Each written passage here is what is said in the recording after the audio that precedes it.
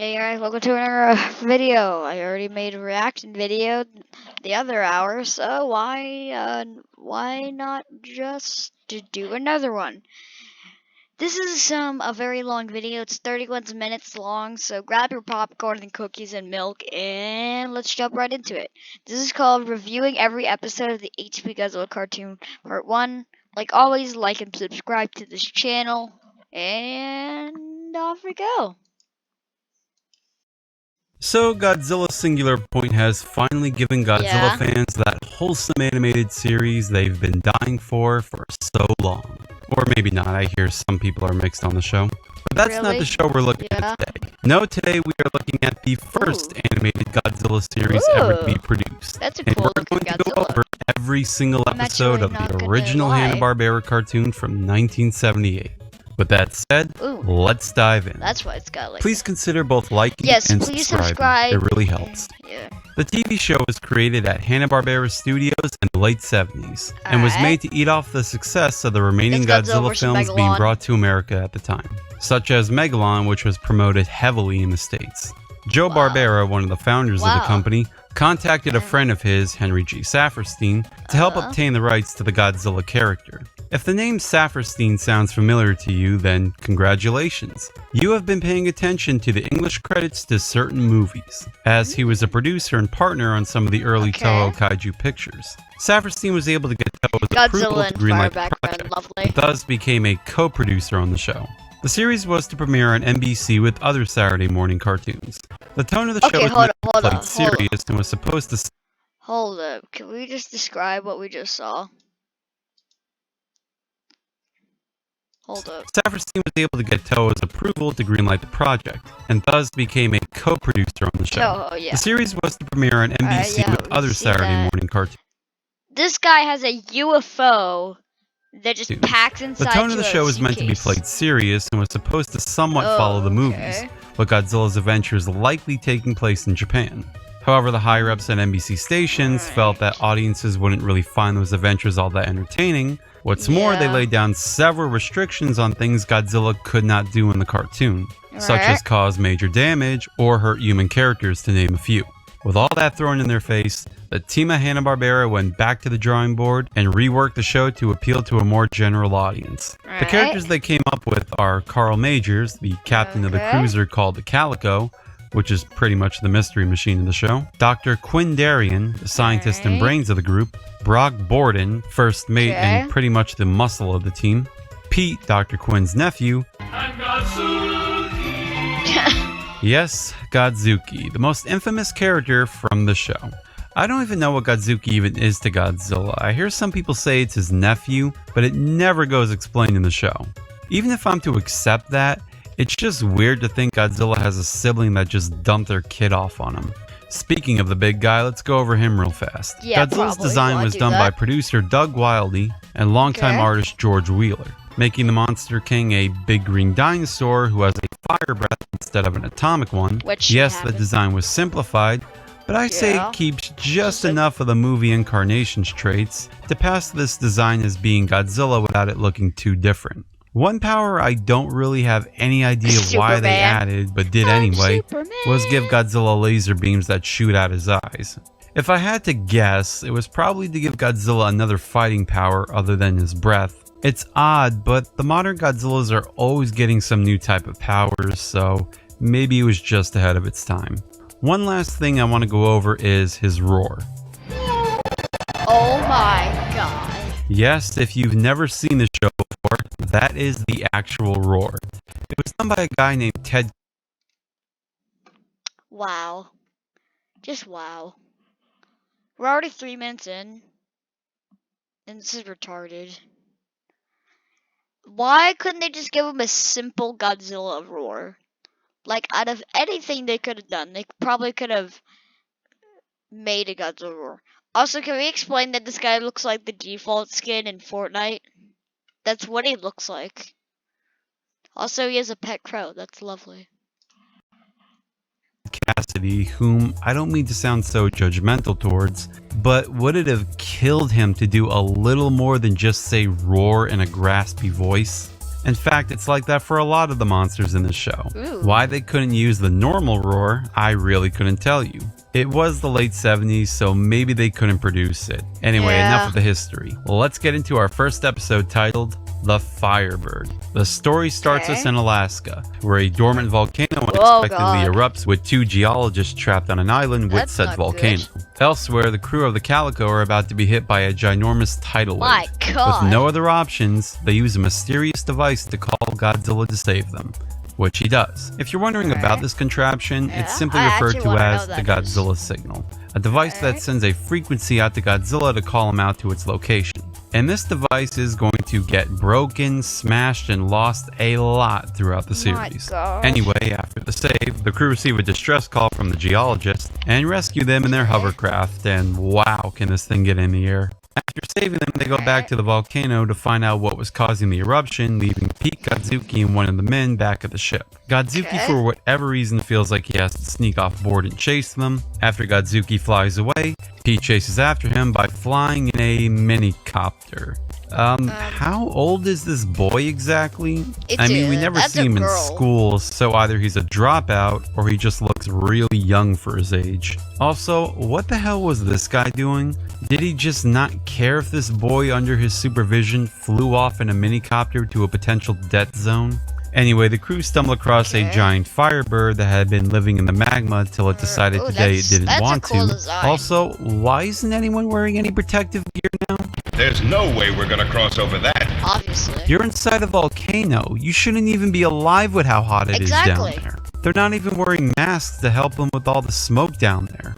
But hey, at least Brock bring the rope.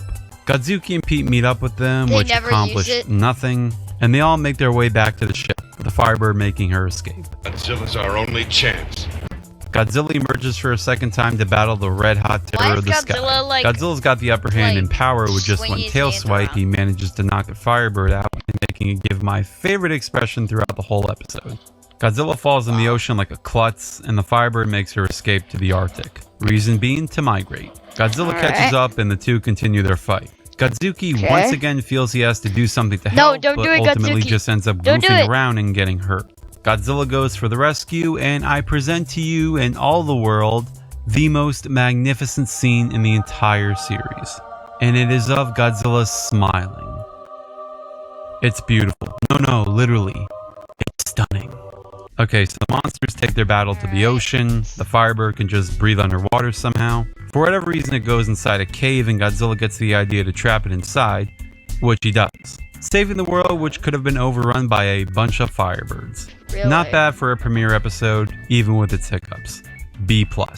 Episode 2, The Earth Eater. This one has us in San Francisco, where the crew are on their way to a science convention for Dr. Quinn to give a speech. While arriving, the Golden Gate Bridge starts collapsing with all the weight of so many cars stuck on it. Hey, yeah, I don't think that's how that works, but whatever, Godzilla rescue time. It's Godzilla! He'll save us!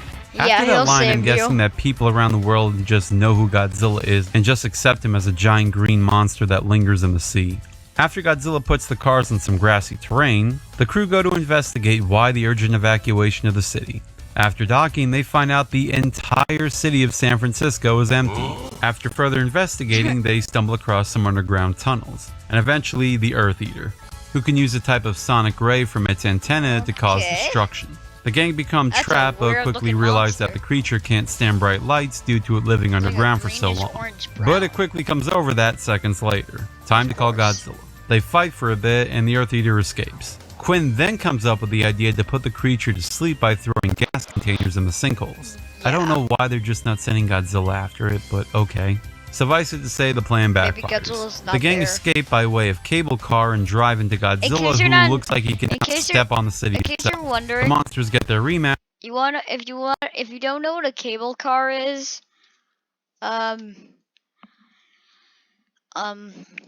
this is what a cable car is. Not cable cat. Yes, cable car. Nope, whatever. But yeah, this is a cable car. This is like the thing like that. But really, back in the 17s, this is what a cable car looked like. So, in case you're wondering what a cable car is, I'm just saying. Okay, anyways, back to the show. With everyone holding each other really tightly, and the Earth escapes again. But instead of hiding underground, it decides to climb the Golden Gate Bridge. Hold up. If a bunch of cars is making this bridge look like it wants to fall to pieces, how is this monster that looks like Spleens Part 2 is not making this bridge turn into atoms? Whatever. It amazes me how a few cars caused the section of the bridge to collapse, but a giant monster sitting on top of it Yeah, is that's what I just was fine. just saying. Anyways, thanks to the combined efforts of both Godzilla and Godzuki, the debris-eating menace falls into the water and becomes a pile of mud. At least I think it's mud. I mean, that thing was eating quite a lot today. This episode does have some pacing problems with the creature always managing to get away somehow, making the final act seem very drawn out. I do like the city backdrop in this episode though, and I do wish more episodes would take place in towns rather than wastelands and water fields. I also realize there's a lot of elements here that would be used in the 1998 American Godzilla film, which I'm sure is just a huge coincidence. See. Online is a sandbox we have an ad. MMORPG in which Yeah, we have an ad here. you write your own story instead of following a lead. Episode 3, Attack of the Stoners. From city to sand, we're in Egypt now, where a man named Gordon Jarvis has finally come across an ancient pyramid he has been searching for his entire life. Unfortunately for him, he stumbles across two stone giants who come to life and scare him away by their freezing breath. You'd think with him being in the desert, he'd actually be enjoying that. Meanwhile, the crew are hanging out by the Nile River till the blue Jarvis bashes their fun. We're then told the story of the sand creatures as being stone guardians of Ramal. They go to investigate and for whatever reason think it's smart to bring both Pete and Godzuki along to the supposed dangerous place. They get caught in an unexpected blizzard which causes the blades to freeze. Only chance to save them is Godzilla. Godzuki encounters the Guardians and Godzilla comes to the rescue. Now at this point we're only 8 minutes in the episode, so there's no way it's ending here, and yep, they're hiding. Since no one saw them and Big G can't find them, he just goes away. The crew soon then come across the pyramids and dig for whatever reason. Why exactly are they here again? A sandslide causes both Pete and Godzuki to separate from the adults and both encounter the Guardians. However, this time they don't move and remain as statues. Ignoring them for now, the adults go back to digging while Pete and Godzuki get some water at a nearby lagoon.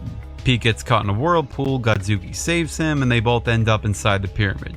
I should mention now that this whole little section with them is boring and pretty stupid. The Guardians now decide to come to life and proceed to attack the crew. Feeling helpless, they call upon Godzilla. Pete and Godzuki manage to reunite with the others, and Godzuki just stupidly runs out into the action. Godzilla holds his own, but it's 2-on-1. The Guardians manage to get the upper hand on Godzilla by freezing him, something that was foreshadowed in the first fight. With Godzilla now frozen, the two giants charge right into him for the final blow. But Godzilla manages to unfreeze himself in the nick of time and dodges the oncoming attack. Not gonna lie, this was a pretty bland episode with many dumb moments. But I did like the Guardians though, being living stone giants in the desert with freezing abilities. It kinda sounds unnatural, but I do like the unexpected design element there. C-.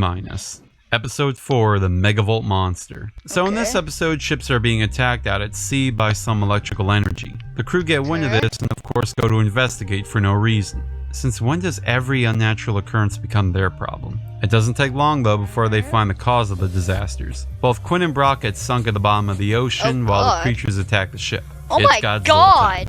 Godzilla fends off the creatures, but it's too late to save Quinn and Brock. And dodges the oncoming attack. Not gonna lie, this doesn't take long though before they find the cause of the disasters. Both Quinn and Brock get sunk at the bottom of the ocean while the crew attack. Not gonna lie, this was a pretty bland episode with many dumb moments. But I did like the Guardians though, being living stone giants in the desert with freezing abilities. Ships are being attacked out at sea by some electrical energy. The crew get wind of this and of course go to investigate for no reason. Since when does every unnatural occurrence become their problem? It doesn't take long. Okay, you see this thing? You know what this looks like? This looks like a mixture of a triceratops and like... Hold up, what were they called again? They were like... a mixture of like a triceratops, like a triceratops, and these kind of snakes. Yeah, actually they look like these kind of snakes. That's what this thing looks like. It looks like this. This is what it looks like. So they probably referenced it from that, but I could be wrong. Alright, moving on. Though before they find the cause of the disasters. Both Quinn and Brock get sunk at the bottom of the Alright, ocean yeah, while the creatures that's attack bad. the ship. It's Godzilla time.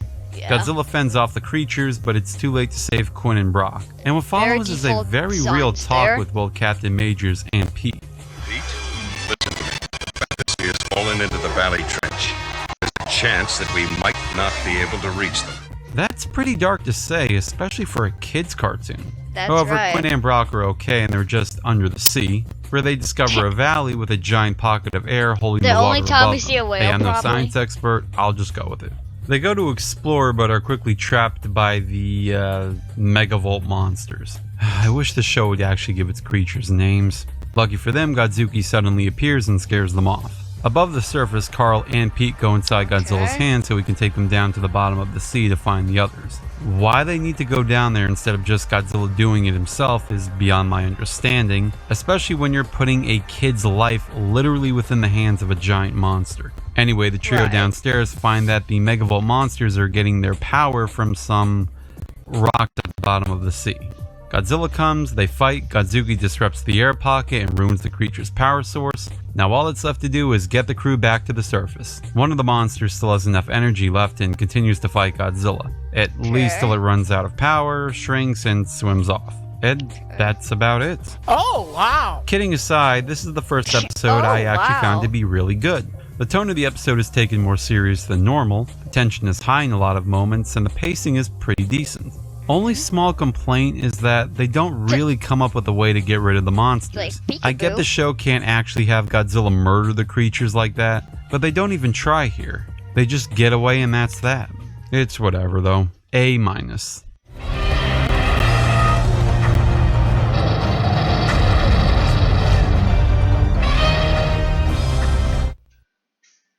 Episode 5, The Seaweed Monster. Oh my, what's this gonna be? At this point, you might have picked up the very creative monster names the show has delivered so far. Look, I get they couldn't use any other Toho kaiju without buying the rights to them, but if you're gonna go with original creatures, some more effort would be appreciated than just the Seaweed Monster.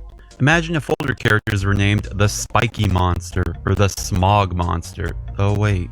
Anyway, the episode opens up with both Quinn and Brock scuba diving to gather plants for research, when literally out of nowhere the seaweed monster appears. A tentacle is Quinn, of course, and Godzuki comes for the save. Very The creature surfaces totally and it's kaiju family-friendly. battle time. Godzilla flees it off and Quinn takes a piece of seaweed that dropped off the monster to analyze it. We're then shown Godzuki doing stupid things, and we also get to see where he sleeps, on top of a bed of hay, which is never shown again. The piece of seaweed comes to life and transforms into another monster. It then swims off to an inhabited island. The crew call Godzilla to stop it, but soon realize that the creature has powers to regenerate. Quinn then sees a Oh, piece of wow. seaweed that's scribbled up on deck, and gets the idea to beat the creature by drying it out, which That would be a Godzilla smart does, and the idea. day is saved. This episode is definitely another weak one. The monster design is pretty bad as well. I get this thing Yeah. has the distinction of being one of the first plant-based kaiju, but design-wise it just does not look appealing at all. There's also a lot of weird animation errors and moments. I get a lot of the episodes are filled with them, but this one seems to have the most, at least as far as I could see. Get that monster onto dry land. Pretty close there, Captain. C. Episode 6, The Energy Beast. Hey, this episode marks our first space creature. Or maybe it isn't, a lot of these creatures don't really give clear origins. So this Yeah. thing called the Energy Beast arrives at a dam the crew just happened to be at, and starts Yeah, absorbing all the obviously. electricity getting stronger. Godzilla gets called and is big as the dam, but then suddenly shrinks Apparently. enough to stand on the thing. Hey, it's kind of like what happened to him standing on the aircraft carrier in Godzilla vs. Kong. Kinda. The two titans have their short battle, with the space centipede striking Godzilla with an energy ball, stunning him and causing him to act very weird. Godzuki snaps him out of it, the energy beast gets away, and Godzilla just doesn't care. The crew then go to investigate the crash site of the meteor that occurred the night before, believing it has connection to the energy beast. That's a Jeep. Moments later, a nearby power plant is being attacked by What is Godzilla? Godzilla. The crew get confused and go find out what's wrong with him by flying close in their minicopter. Hold the phone. At the start of the video, didn't they say he wasn't allowed to cause destruction? Well, it technically isn't Godzilla, but seriously, I'm sorry. I don't think it's Godzilla because he doesn't have a. Actually, hold on, why did I say he wasn't Godzilla? This is Godzilla. What am I saying? Sorry, I just get confused. Oh, and of course, you gotta bring the kid along to this dangerous situation. Godzilla doesn't seem to care about them and just continues to absorb the electricity. The crew then get the idea to just shut down the reactor, which does work, but doesn't stop Godzilla from looking for his next food source. Okay. Before the crew plan their next move, they tell Pete and Kazuki that it's dangerous and that they should wait back at the ship. Finally, some reasonable adult responsibilities. Of course, however, they disobey them, and Pete comes up with the idea to get Godzilla to try and snap Godzilla out of it. He does so by doing his casual Godzilla call, and just like that, a second Godzilla appears. However, the characters in the show don't seem to know which one is the friendly Godzilla, the one with or without the glowing aura. The two fight it out for a bit until the glowing Godzilla transforms back into the energy beast. Now out of power, it retreats back to its spaceship. Godzilla finds it and tosses it back, stunning him and causing him to act very weird. Godzilla. The crew get confused and go find out what's wrong with him. Idea to just shut down the reactor, which does work, but doesn't stop Godzilla. I gotta tell you something. Before the crew plan their next move, they tell Pete and Kazuki that it's dangerous and that they should wait back at the ship. Finally, some reasonable adult responsibilities. Of course, however, they do and tosses it back to space, I guess, or in the show don't seem to know which one is the friendly Godzilla, the one with or without the glowing aura. The two fight it out for a bit until the glowing Godzilla transforms back into the energy. Now at power, the face it just made. Hold up.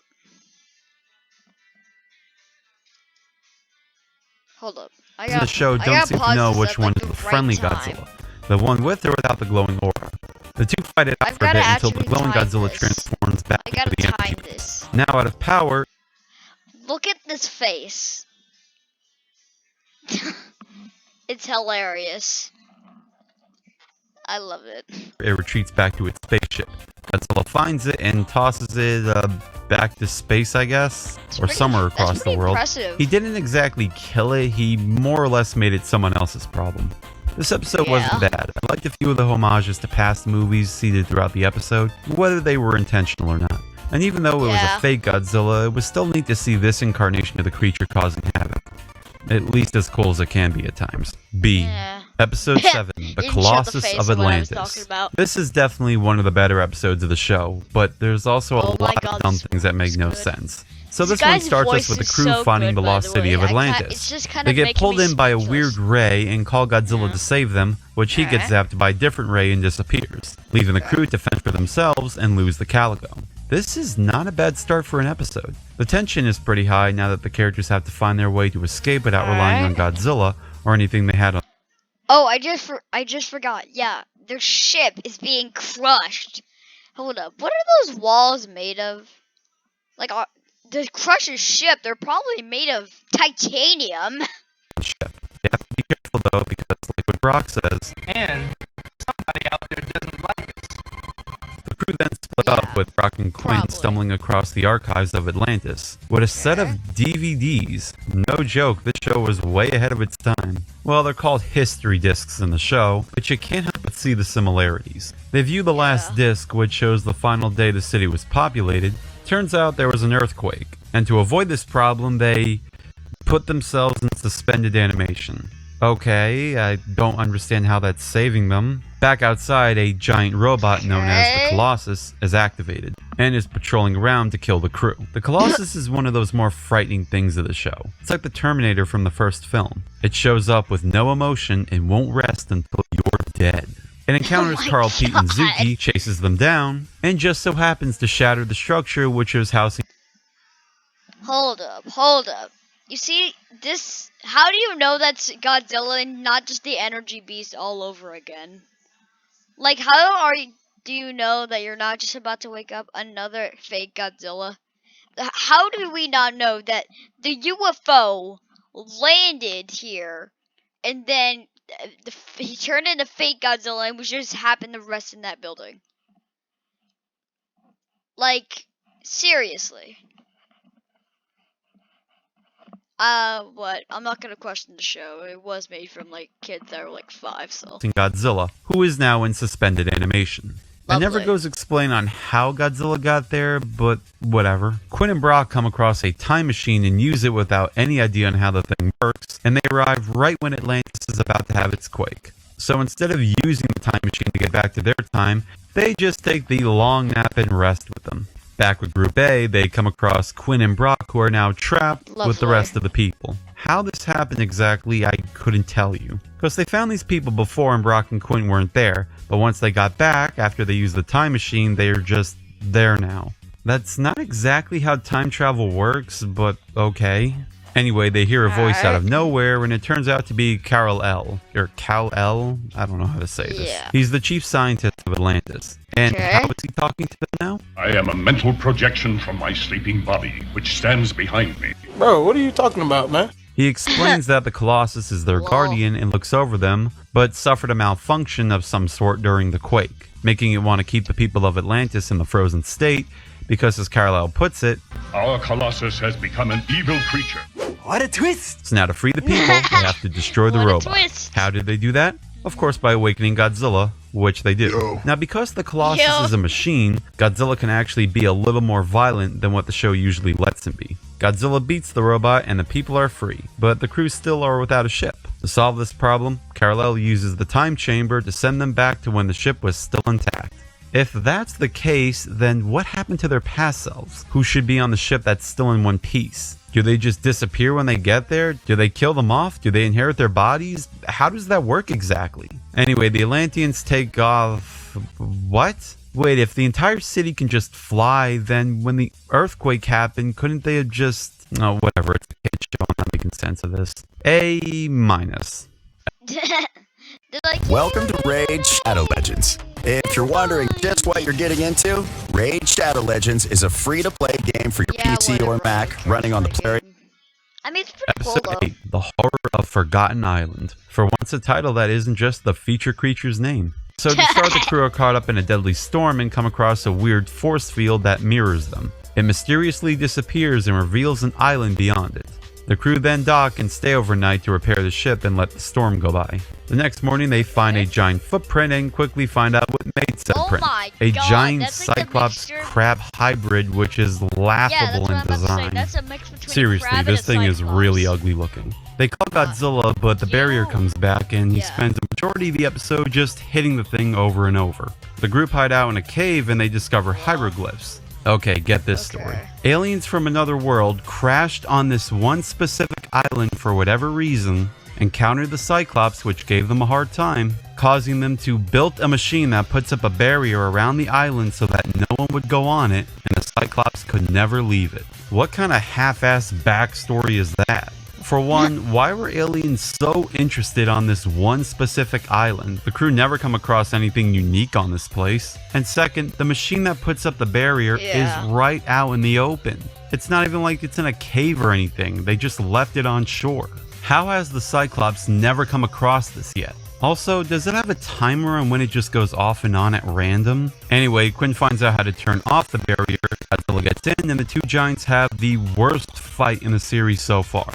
But a lot of awkward close-ups of them roaring, and nothing really going on. The Cyclops retreats, Quinn builds a timer that will reactivate the force field once they leave, Okay, so that's they a gotta smart haul idea. ass out of there. I The do the Cyclops same comes back, but if I was a battles by staying scientist. invisible. Brock then comes up with a plan by throwing paint on the creature, something that was never foreshadowed. Godzilla tosses the beast and runs as fast as he can to escape. The timer goes off and the Cyclops gets trapped inside for the rest of its life. This is a pitifully bad episode, with nothing making much sense, and a kaiju battle fans of the art would even admit is the dullest thing they could be watching. F. Episode 9, Yeah. Island of Lost Ships. You'll have to forgive the quality on these next episodes as they're TV rips. Season 1 has only been released on DVD, with Volume 3 going for outrageous prices. And I hope to God you guys are not paying this much for 5 episodes. Anyway, this episode starts with a crew caught in a storm. A weird sound hypnotizes Captain Majors and causes the ship to get stuck. Godzilla gets called on to get it and puts it on a nearby island for the crew to repair the ship. The gang split up to investigate the island, with Quinn, Pete, and Godzuki encountering a woman named Morphia, who agrees to let them stay on the island under the circumstances that they don't open that special door. Carl and Brock go to investigate a maze and encounter a Minotaur. Lucky for them, Pete and Godzuki just happen to notice them down there and save the two. Morphia then reveals her evil plan to keep the crew on the island until sunset, because after the sun goes down, the island will disappear for 1,000 years. Out of spite, Godzuki opens that special door and reveals a creature known as the Chimera, who the Siren Sisters can't control. Godzilla gets called upon to battle the creature and beats it by shoving it back in the door. Okay. The sisters then unleash a bunch of powers that turn a majority of the crew into stone and puts Godzilla to sleep. Pete and Godzuki, of course, are the only ones left and come up with a plan to wake up Godzilla by screaming in his face, which, no surprise, works. The Siren Sisters combine into one and now control the Chimera, even though they said earlier they couldn't. Morphia then, I guess, combines with the Chimera, making it grow bigger. Godzilla outsmarts it by having it fall into the ocean and dissolving it.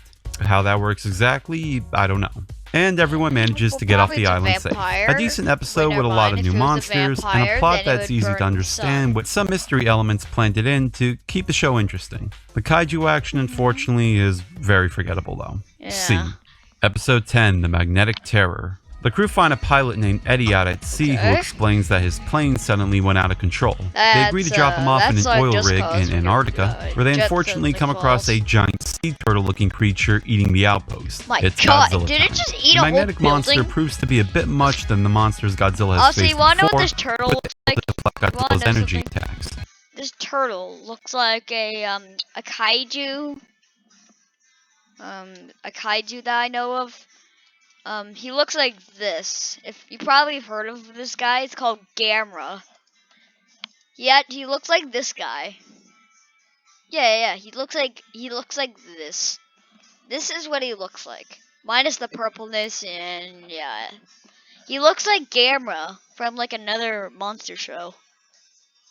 Pretty interesting design. I mean, Gamera existed when things were black and white, so maybe they could have referenced that. Oh well, I'm not gonna do. I'll do a video about Gamera someday, I'm sure. Causing a bit of fire to hit the oil out in the ocean, which perfectly surrounds the Calico. Godzilla saves them by making a whirlpool for no reason, and manages to let the turtle escape. The crew go after the creature instead of sending Godzilla to kill it. What they were going to do when they caught up to it, I couldn't tell you. Carl and Brock try to track it underwater and manage to get themselves stuck. Quinn, Pete, and Godzuki go to try and track the creature above land with the hovercraft, leaving Eddie in charge of the ship, who I can only assume dies, because he's never heard from the rest of the episode after he hears something outside. What was that? The men get swallowed by the creature, it encounters Group B, and now it's round 2 with Godzilla, who definitely makes the funniest entrance in the series yet. Also, yes, this is the first and I believe only time in the series in which Godzilla shoots fire from his nostrils. Thankfully, he never does it again, because it just looks stupid. Carl and Brock tell the others that they're willing to sacrifice themselves in order for Godzilla to beat the monster, which is one of those rare moments in the show where the main cast are willing to accept death, definitely giving it a more darker approach. The turtle absorbs more magnetic energy and becomes supposedly the biggest creature in the entire Godzilla franchise. I'll leave that debate up to you on that. I mean, could you think of another monster that can actually swallow Godzilla? Quinn comes up with an idea for the turtle to get overfed on energy for it to explode, which ends up happening. And somehow that also... I do know a kaiju that could do it. Sorry to do this again. I know a kaiju that could eat that kind of Godzilla. And y'all probably already know who he is, unless you've never watched Godzilla in the history of your entire life. This guy, called Godzilla Earth. Also, I love the detail. This guy called Godzilla Earth. Yeah! This guy could eat... This guy could eat that giant turtle that tried to swallow Godzilla. He could eat him like a beverage. Like melt him into liquid and turn him into his beverage. also spared the lives of Carl and Brock. This is another one of those more mature episodes, and it's not a bad one at That was that. some freaking Also, some looking could feel hands. that the creature has a small parallel to Gamera here, especially in certain that's what I was scenes, just saying. but I'm sure it's purely coincidental. B. Yeah. Episode Oh, great, we haven't had. Yeah, I can skip these. Alright. Episode 11, The Breeder Beast. This one almost feels as though Toho themselves stepped in to make this episode. And I'm being very Okay. generous when I say that. It's one of those monster on the loose Alright. type episodes where a microorganism transforms into a giant due to being exposed by radiation. The outcome of it looks this like a cross between a Mothra larva, Yeah, that's what I was Hedra, about and to say. a blob that goes on a rampage in Washington, D.C., Blob. and Godzilla, well, most can't unexpected actually thing fight we'll it. ever You hear see, in this fire video. is the thing's weakness, but due to the huge amount of radiation it's consumed, any fire used on it would cause a nuclear explosion. Talk about high stakes. Jeez. Finally, the military gets involved in one of these situations, but unfortunately can't do anything. The monster, however, does get stopped once the crew realize it could control its internal reactions. So Godzilla Okay. finally fights back, and the day is saved. I love this episode. The plot is a simple stop the monster episode. Alright. Godzilla's in it a lot, but has to hold back fighting the thing, causing the characters to get creative and try to find ways to stop the breeder beast without brawling it. And as I said Alright. earlier, it's always nice to see battles take place in a city instead of an empty wasteland. And I even have to Yeah. admit Godzuki also gets some moments to shine here, without them being stupid. Though there are those moments here too, but still, Yeah, this is an ride the overall school exciting bus. episode. A. Episode 12, The Sub-Zero Terror. Taking Alright, place in the this is gonna Himalayan be mountains, interesting. a group of scientists are in search of geothermal energy. However, the plans are quickly out the window once strange avalanches start occurring. That's Enter the not Calico. good. Our heroes are then told of a strange creature called the Wachuca, who the locals are saying is the reason as to why Well, I these know what this avalanches looks like. keep occurring. But who believes in This- that stuff in this world? You wanna know Alright. what this Also- looks like? This looks like the cross between a Yeti, like this looks like the cross of a Yeti, um, monster. This looks like the crosses between a Yeti and King Kong, if any of y'all know from this. He looks like a mix between a he looks like between a mix of Yeti and King Kong. With a bit of Gandalf. So is no one going to question this shady fellow back here? The gang split up with Group A looking for geothermal energy, and Group B staying back on the ship. Group B Okay. come across a giant drain. Following inside the tunnel, the group come across a group of snow people at work. Group A, not long after, Okay. takes shelter inside a cave after an unexpected avalanche occurs. Their guide, Ten That's, Sing, gets very lost, bad. but the group find him soon after. Only something is now strange about him, but of course they don't question his now odd behavior. Of They soon course. come across a tropical climate past the mountains, and surprise, surprise, the man they found wasn't their guide. Twist! The Wachuca Again. took them prisoner and explained their master plan to take back the mountains from humanity by going to war with them with an army of giant Wachuca. The gang get frozen, Brock saves them, an overgrown Wachuca gets released to stop them and captures Quinn, Put me down. and got That's actually a twist what King Kong does. He's like attracted to girls. It's so weird too. Like hold a girl in his hand. That's weird. Godzilla gets called for the rescue. The kaiju have their dance battle until a dormant volcano becomes active. The gang escape and Godzilla plunges the hole with the Wachuca inside, causing the race of Yetis to burn and die a slow, painful death. It's a bit Wow. on the slow side, but there's still a lot of fun to be had once you get to the Wachuca race. C+. Yeah. Episode 13, The Time Dragons. Well, this episode wastes no time getting Godzilla out of the water. So a nuclear satellite is falling from orbit. That's a meteor, not a Exactly satellite. where the Calico is. Go figure. Good thing they had that radio on. Their only hope of survival is Godzilla. Of He course. stops the satellite by catching it, then they somehow get Ah, teleported green back millions of rainbows. years ago. Not knowing where they are, the crew go exploring, encounter a Diplodocus, who's almost Wow. as big as Godzilla. Big G scares it away. Almost. Pete stupidly gets lost and almost eaten. The crew then encounter cavemen who can speak normally and even know what dragons are. Since Godzuki behaves around the crew, the cavemen believe they're dragon tamers and invite them to their village stupid as as guests. they are. After arriving at their sad village, Carl goes Dr. Stone on the place and helps modify their home to Dr. protect Stone. them from dragons. If He y'all has a don't turn- know, this is who Dr. Stone is. Dr. Dr. Stone. Yeah. So he's Dr. Stone. He's like a comic or something, I don't know. But this is Dr. Stone, in case you're wondering. He's the guy with that kind of hair. Very majestic hair. I said Dr. Stone. Yeah, there's just all Mr. Stone. dinosaurs as dragons. Alright. Not sure why, but whatever. I guess time dinosaurs just didn't have a good ring to it. Yeah. After that, the crew go back to their ship and encounter an Allosaurus. Godzilla gets called to battle That's it, a but really cool stumbles across this strange goo. That's a really cool He curls Allosaurus. around for no reason and gets teleported back to the present day, with the Okay. dragon and crew falling soon after. Arrive Alright. right in the time before the satellite hits. And again, this is not how time travel works. I mean, by now there should be like 3 crews at this point. But Godzilla blows the satellite to the hands of the Allosaurus, and it gets teleported back to the past, I guess. One last thing to note Lovely. here is that the remaining bit of this episode has really smooth animation. I got nothing else to say about it, it just looks really nice. B. And that'll do it for season 1. Look forward to part 2 in the future. Okay. That was an extremely long reaction. Oh my eyes. Oh god. I just want to go to sleep at this point. Thank you for watching. This video is gonna take a long time to upload, bet you that. So please like the video. I didn't do all this suffering for nothing. Please like the video. I do these videos just for y'all. Well, anyways, I'll see y'all in the next episode. Bye-bye!